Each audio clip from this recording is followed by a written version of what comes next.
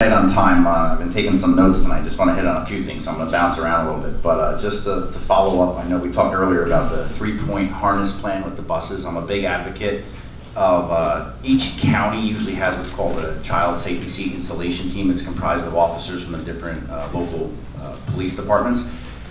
Spot checks with buses. I mean, what stops it? Even if it's not a 3-point harness, what stops our police officers from getting on buses on spot checks at schools and taking a look at these seat belts? I know our children are all on them, and I guarantee they're going to find violations that they can go back to the bus companies with. And I think once the bus companies know that law enforcement is watching a little bit more than usual, you're going to see some of those safety standards get in compliance a lot faster. So I had that.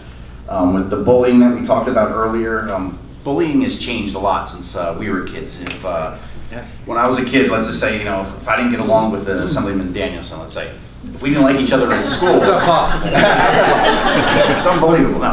But if we didn't get along at school, it was just us talking at school and maybe saying mean things to each other, and that was it until the next school day. But now it's changed. So now it's more about, as soon as we leave school, I could be sending him a text, or on Twitter or Instagram, Spotify, all these things. When he's playing his Xbox, I'm throwing messages at him. It's a 24/7 bullying. And that's why I said earlier, parents have to become the police.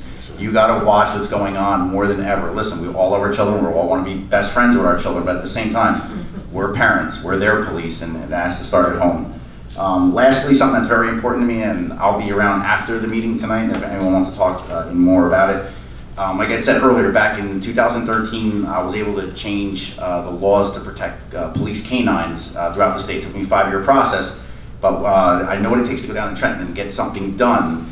I'd like to see more schools get involved with something that I've been going around the state talking about. It's called the Leash on Life program, to get more police canines on school grounds. I think it's a proactive thing. The one mom who asked about firearms, I think if the students know, hey, there's a chance today that there's going to be a gun-sniffing dog on the campus. Maybe they don't know when it's there, when it is going to be there, and when it's not going to be there. We can be sniffing cars. We can be sniffing backpacks. Listen.